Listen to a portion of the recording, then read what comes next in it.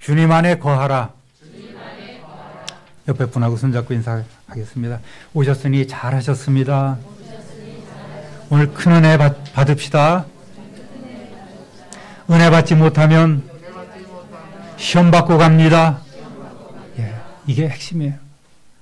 은혜 받지 못하면 시험 받고 갑니다. 오늘 말씀을 통해서 여러분 다 은혜 받으시고 한 분이라도 오늘 또 나를 치는구나, 시험 받고 가는 일이 없도록 여러분 부탁을 드리겠습니다. 성령님께 맡기십시오. 그러면 성령님께서 여러분을 친히 다스려 주실 줄로 믿습니다. 할렐루야!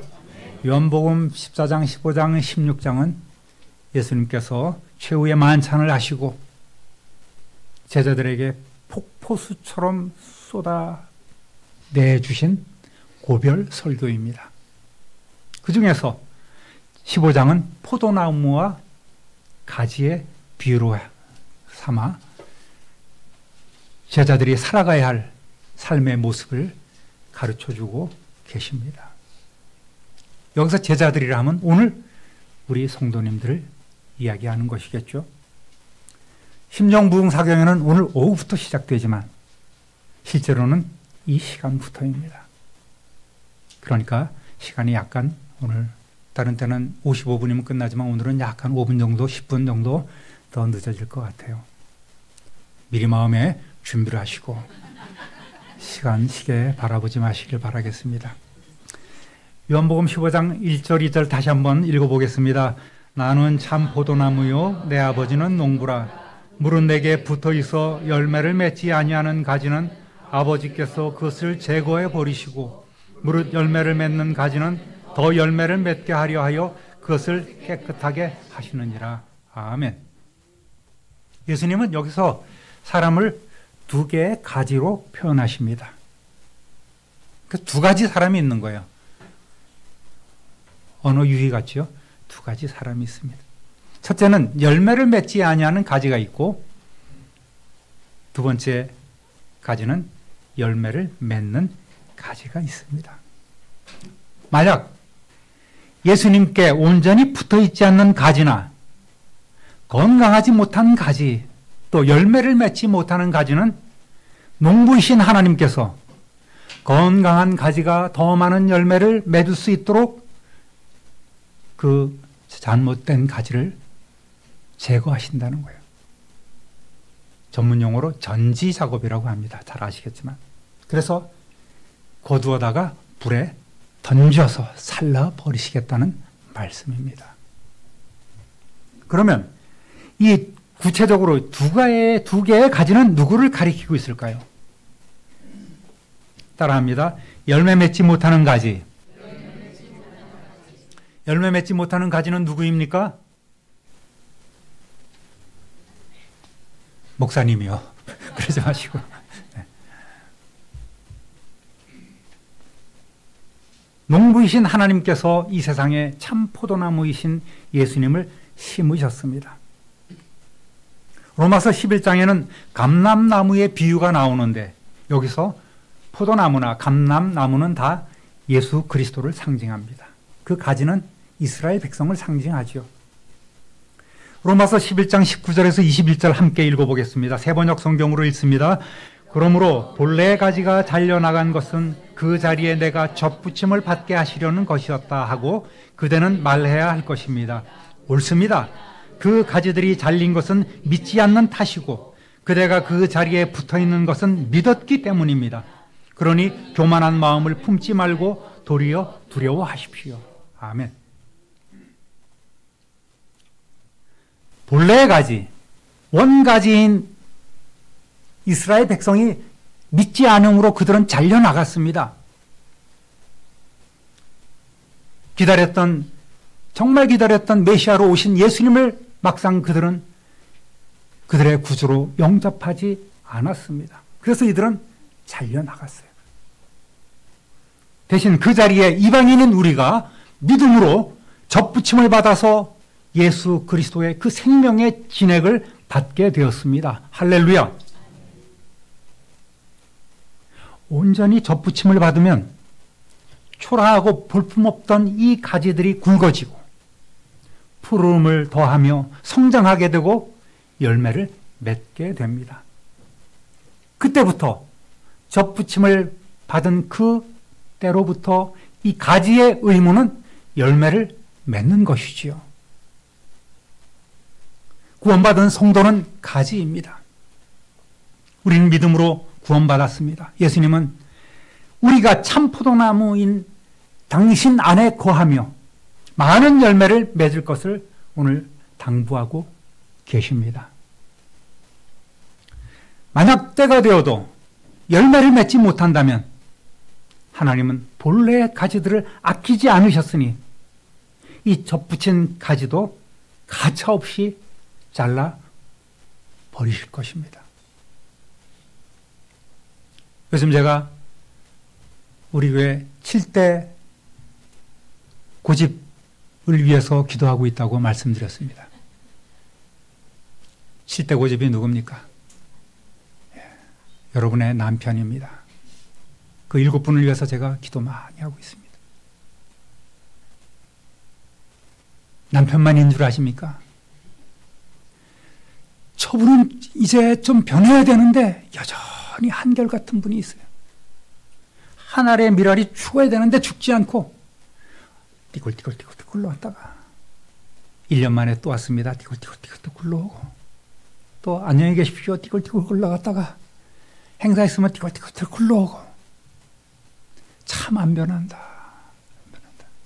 물론 한결같은 것이 좋은 때도 있습니다만 이런 경우에는 한결같은 게 좋은 게 아니에요. 변해야 삽니다. 그것이 하나님 아버지의 뜻인 거예요. 변하시기를 주님의 이름으로 부탁드립니다. 제발 좀 변하세요. 제발 좀. 왜 이렇게 안 변하는지 모르겠어요. 사람이 변한다는 거 힘든 거더라고요. 보니까 안 변해. 그렇다고 변하지 말라는 얘기는 아닙니다. 변해야 됩니다. 따라하겠습니다. 열매 맺는 가지. 앞에 열매 맺지 못하는 가지는 전지 작업을 통해서 다 모아다가 불에 태우는, 제가 바르게 얘기를 안 해서 그렇지 지옥불에 던져진다는 얘기예요. 15장 2절 3절 다시 한번 읽어보겠습니다. 무릇 내게 붙어 있어 열매를 맺지 아니하는 가지는 아버지께서 그것을 제거해 버리시고 무릇 열매를 맺는 가지는 더 열매를 맺게 하려 하여 그것을 깨끗하게 하시느니라. 너희는 내가 일러준 말로 이미 깨끗하여졌으니. 아멘. 이 포도나무와 가지가 연결될 수 있는 고리는 바로 여기서 말씀인 거예요. 내가 너희에게 일러준 말로 너희는 이미 깨끗해졌다. 말씀 그 자체이신 예수 그리스도의 가르침, 그 복음을 믿고 받아들이면 우리는 가지에 온전히, 줄기에, 예수님 줄기에 온전히 접붙임 바 되었습니다. 예수님은 제자, 그 성도는 내가 일러준 말, 예수께서 그동안 그의 삶으로, 말씀으로 가르쳐 주신 복음, 그리스도의 말씀으로 이미 깨끗해졌다고 선포해 주셨습니다. 13장 10절 읽어보겠습니다. 예수께서 이르시되 이미 목욕한 자는 발밖에 씻을 필요가 없느니라. 온몸이 깨끗하니라. 너희가 깨끗하나 다는 아니니라 하시니. 예수님이 제자들의 발을 씻기실 때도 역시 하신 말씀이에요. 너희는 이미 깨끗해졌다. 생명의 말씀 그 자체이신 주님의 말씀은 오늘 우리를 깨끗하게 하는 능력이 있는 줄로 믿습니다. 할렐루야! 주님의 가르침을 듣고 믿음으로 그 생활에 적용하는 자는 이미 많은 열매를 맺을 수 있는 준비가 되어 있습니다. 즉 쓸모없는 가지가 깨끗하게 제거되었습니다. 죄 문제가 해결되었어요. 하나님을 위한 열매를 맺을 준비가 되어 있다는 말입니다. 주님은 성도들이 많은 열매를 맺을 수 있도록 죄로 인해서 썩은 가지, 헛된 정욕의 가지, 탐욕의 가지, 우상 숭배와 세상 즐거움, 그 중독의 가지를 쳐주시는 거예요. 그러니까 우리에게 필요한 것은 그것을 유지할 수 있는 기도와 말씀입니다. 따라합니다. 내 안에 거하라. 4절 읽어봅니다. 내 안에 거하라. 나도 너희 안에 거하리라. 가지가 포도나무에 붙어있지 아니하면 스스로 열매를 맺을 수 없음 같이 너희도 내 안에 있지 아니하면 그러하리라. 아멘. 우리라고 하지만 아닌 분도 계세요.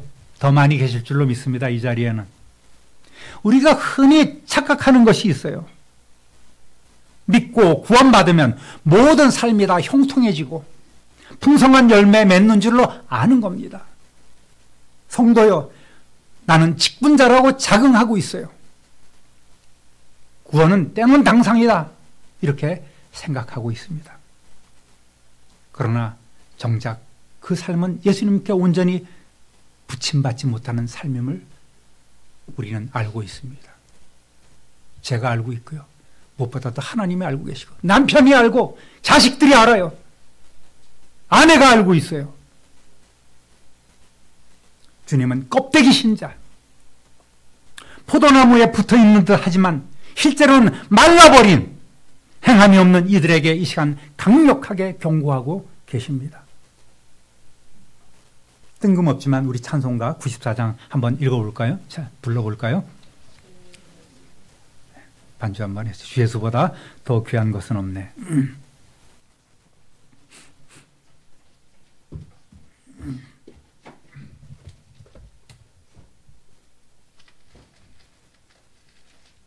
(94장입니다)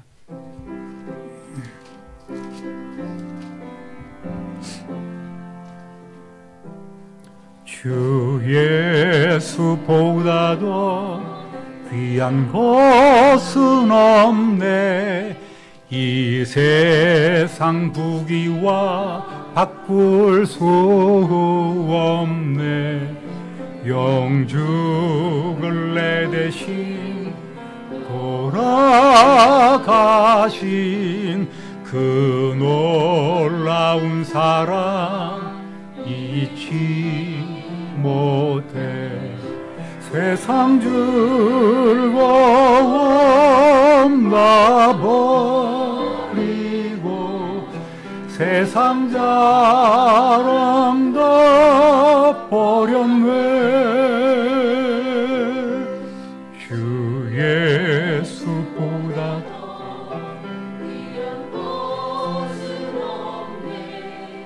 예수 밖에는 없네. 주 예수보다도 귀한 것은 없네. 이 세상 명예와 바꿀 수 없네. 이전에 즐기던 세상 일도 주 사랑하는 맘 뺏지 못해. 세상 즐거움 다 버리고 세상 자랑 다 버렸네. 주 예수보다도 귀한 것은 없네. 예수 밖에는 없네. 주 예수보다도 귀한 것은 없네. 이 세상 행복과 바꿀 수 없네. 옷과 핍박이 몰려와도 주 섬기는 내 맘 변치 않아. 세상 즐거움 다 버리고 세상 자랑 다 버렸네. 주 예수보다 찾아도 귀한 것은 없네. 예수 밖에는 없네. 할렐루야. 한 가지 예로 우리는 이 찬송을 부르면서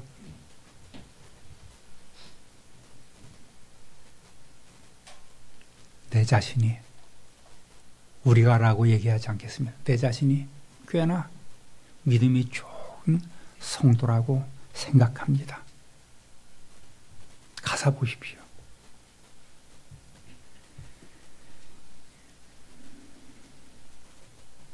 예수님을 이 세상 부귀한 바꿀 수 없고, 날 위해 돌아가신 그 예수님의 사랑을 나는 잊지 못합니다. 또 예수님을 이 세상 명예와 바꿀 수 없고, 이전에 즐기던 세상 일도 추사랑하는 마음 뺏지 못한다고 고백합니다. 또 예수님을 이 세상 행복과 바꿀 수 없다고 하면서 유혹과 핍박이 몰려와도 주 섬기는 내 마음은 절대 변치 않을 것이라고 결단합니다. 적어도 베드로처럼 되지는 않을 거다. 이런 생각들이 있어요. 그러면서 세상 즐거움 다 버리고 세상 자랑도 다 버렸답니다. 오직 예수밖에 없다고 여러분 찬송을 부르고 그렇게 고백합니다. 그런데 여러분, 우리가 즐겨 부르는 이 찬송이 내가 믿음 있는 것으로, 믿음 좋은 것으로 착각하게 하는 겁니다. 눈 감고 찬송하며 예배 잘 드리고 있는 것으로 착각하게 만드는 거예요. 정말 그렇습니까? 물론 부끄러움 없는 신앙생활을 위해서 몸부림치며 기도하는 성도님들 계십니다. 그러나 대다수 찬송으로 우리는 거짓 고백하고 헛된 고백하면서 죄를 쌓아가고 있는 거예요. 하나님의 분노를 일으켜왔지만 우리는 깨닫지 못하고 있는 거예요. 가증스럽고 위선적인 예배를 드립니다. 탁 하면 거룩거룩하게 남들이 보기에 기도하는 것 같고 깊은 묵상 가운데 있는 것 같지만 그 얇기가 종이장만도 못한 물의 깊이가, 그 은혜의 깊이가 한 방울 물만도 못한 그러한 모습으로 있는 경우가 꽤 많다는 거죠. 우리는 버림당해 불에 던져져 살라질 죄인임을 알아야 됩니다. 그 위선적인 예배를 벗어야 합니다.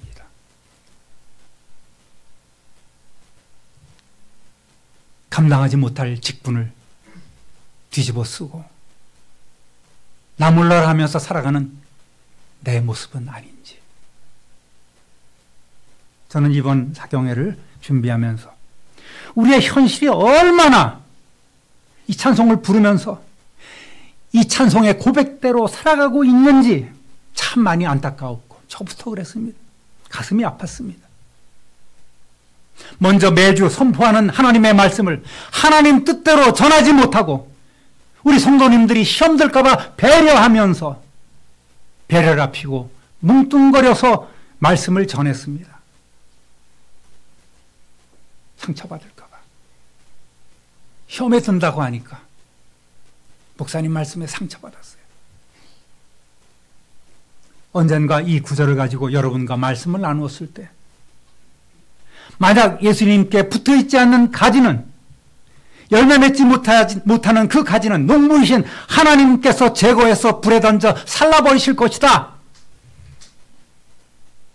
이 말씀은 예수님께 붙어있지 않으면 무서운 불심판을 받게 된다는 의도로 하신 말씀이 아니고 오히려 참 포도나무이신 예수님 안에 우리가 거함으로 인해 우리가 기도 응답을 받고 더 풍성한 열매를 맺으며 하나님께 영광을 돌릴 수 있다는 소망의 말씀이라고 전했습니다. 그리고 할렐루야 했습니다. 명백히 나와 있는 그 잘려진 메마른 가지는, 못 쓰는 가지는 모아다가 불태워버린다는 그 말씀을 물에 타서 희석시켰어요.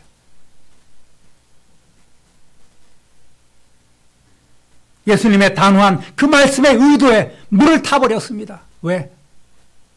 이 말씀 듣고 상처 입을까봐, 시험 든다고 할까봐, 둥글둥글 좋은 게 좋은 것이라고. 하나님의 은혜는 이겁니다. 은혜 받으십시오, 복 받으십시오, 이런 설교만 주구장창 해왔어요. 아닌데요? 하고 눈 동그랗게 뜨고 보시는 분도 계실지 모르겠습니다만, 제가 판단하기에 하나님의 마음으로 이렇게 오늘 성경을 다시 보니까 그렇다는 말씀입니다. 그러면 그렇게 물타는 설교를 하면 성도님들이 아 그렇구나 하고 변화가 있으면 좋은데 변화가 없는 거예요. 5년 지나고 10년이 지나도 변화가 없습니다. 참 한결같아서 좋습니다. 그러나 성령께서는 이번에는 그거 아니야! 강력하게 말씀하시는 거예요.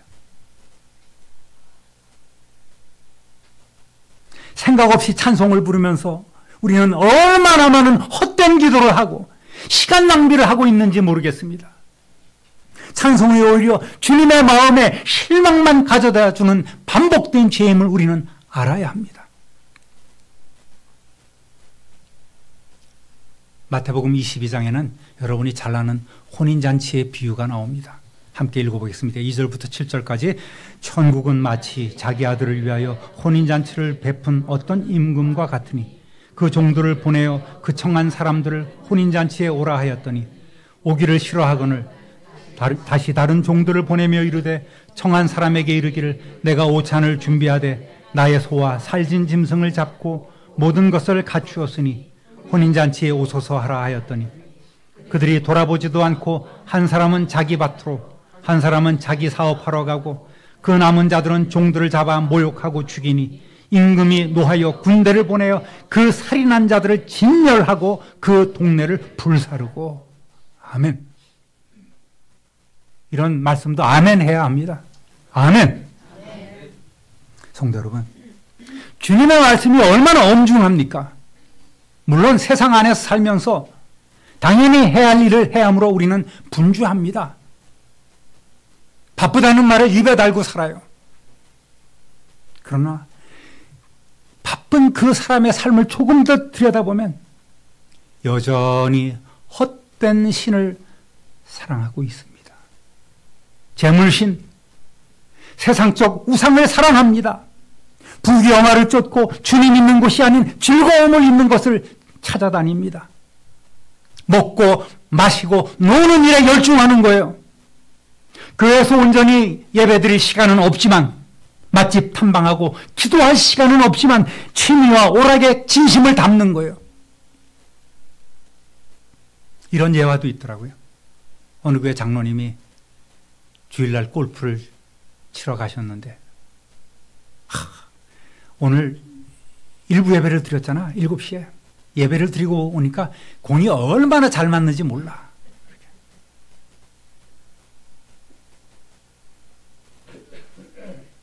그것이 나름 주일 성수하는 방법인지는 모르겠습니다.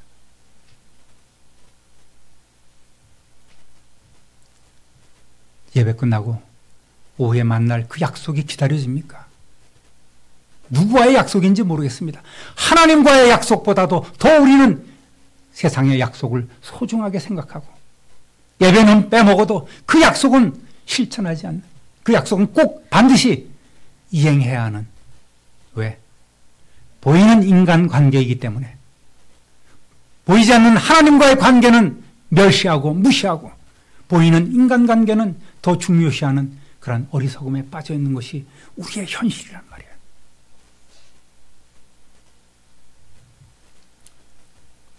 여러분, 그럼에도 깨닫지 못하는 것은 예수님이 나의 진짜 주인이 아니기 때문이에요. 여러분의 진짜 주인이 누구십니까? 예수 그리스도라고 고백할 수 있습니까? 내가 내 인생의 주인이었고 사탄이 내 주인임을 우리는 다시 한번 영의 눈을 떠서 바라봐야 돼요.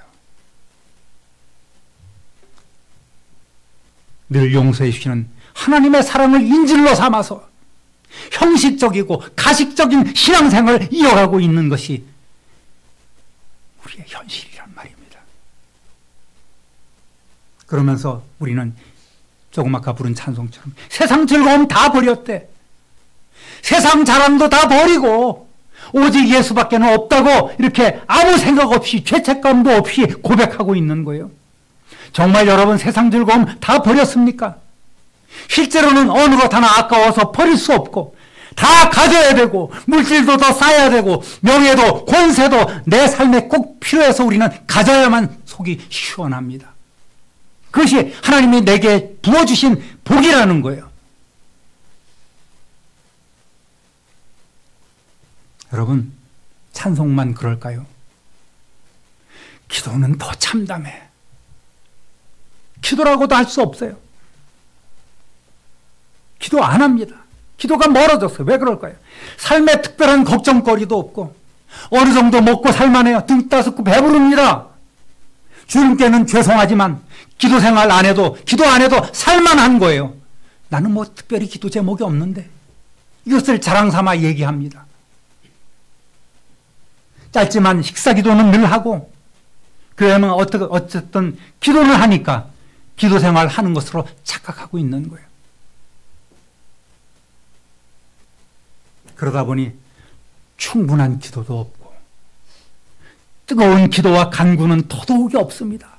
우리 인생의 간절함이 사라져버렸어요. 하나님의 일을 함에도 열정이 없어요. 남과 비교하고 계산적인 신앙생활을 하게 됩니다. 그래, 이 정도면 됐지. 누구는 어떤데? 교회 오면 누구는 어떻더라. 자꾸만 비교하는 거예요. 그러면서 자기 만족 스스로 합리화시킵니다. 할 만큼 하는 거야.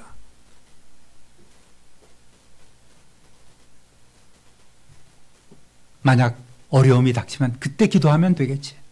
이렇게 생각하고 있습니다. 왜? 하나님은 나의 아버지시니까 내 기도 들어주실 거야 라는 이런 얄팍한 셈을 하고 있는 것이 우리의 현주소란 말입니다. 자녀들이야 어쨌든 간에 지들이 알아서 할 거고 하나님이 다음에 알아서 할 거고 여러분 그러다가 다 쓸려나가는 거예요. 다 잘려나가 불에 타 죽는 지옥 형벌을 받게 되는 거예요. 시간이 많은 줄 아십니까? 내 현실은 말라 빠진 나뭇가지임을 알아야 돼요. 주님 안에 거하지 못하니 기도도 시원치 않고 말씀 생활도 시원치 않고 기도의 능력은 일찌감치 잃어버렸어요. 구원의 확신이나 있는지 모르겠습니다.